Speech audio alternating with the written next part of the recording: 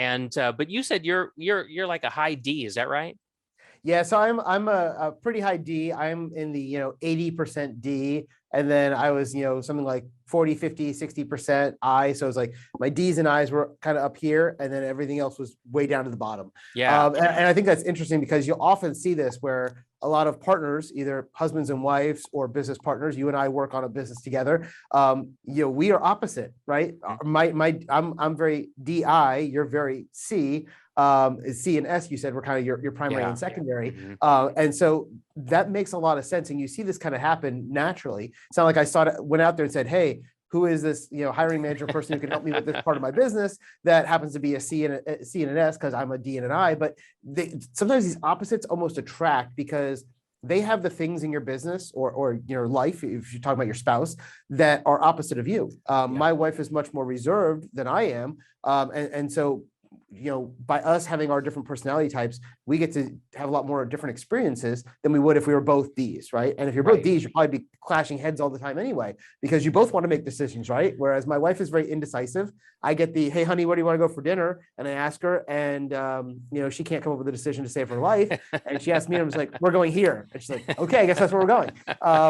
And so it's just this different personality. But you'll see that a lot inside of teams. And so, just because your boss is a D and you're a C doesn't mean that's not going to work. You just need to know that what is your boss expecting from you? Because a C, you mentioned earlier, very risk averse. You want to have everything planned out, ready to go. I probably drive you crazy sometimes with our business because I'm like, okay, we got the 90% solution. Let's go. Let's launch. And you're like, whoa, hold on. We got to get the rest of the back end set up. I'm like, no. We'll figure that out along the way, man. Let's just go. Because that's my D. I'm just D is like driven. It's a direct driven. That's why I always think about D's is a very directive, very driven, very decision oriented. Let's just move on. And if it doesn't work, we'll just make another decision and we'll keep going. Right. And so it's just those kind of differences. Yeah, it's really great. One other comment that I want to make about what you said, where opposites attract. Okay, it takes a lot of emotional maturity to be in a relationship where you are hanging out with somebody who is opposite. If you can respect and realize why it's good for you, who's a high C, to hang out with somebody who's a high D, like if you're okay with that, then my God, that is so powerful. And that's what we talk about this is diversity, right? When we talk about diversity in teams, this is what I mean about diversity, not what color your skin is, but rather, how do you think? How do you process information? How do you deal with other people? I've got somebody on my team that is a super high I. She's probably like a 102 on a 100 scale. She's such an I.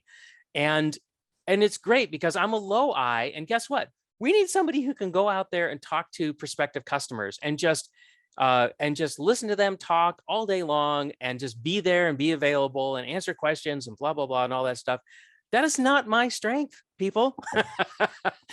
So I've got somebody on my team who is amazing at that. But if I was judging her all the time and saying, you never get any real work done, all you do is sit around and talk all day long. If I was showing that kind of contempt for the fact that she's a high I, it would never work. She'd never stick around and put up with me, trashing her natural talents and abilities. And could you imagine that if I took somebody with a high I like that and I said, hey, I want you to spend all day doing log review. Oh my God, what a disaster that would be. The logs would never get reviewed properly and she'd be miserable all the time. And I'd be wondering what the hell's wrong with this person. So anyway,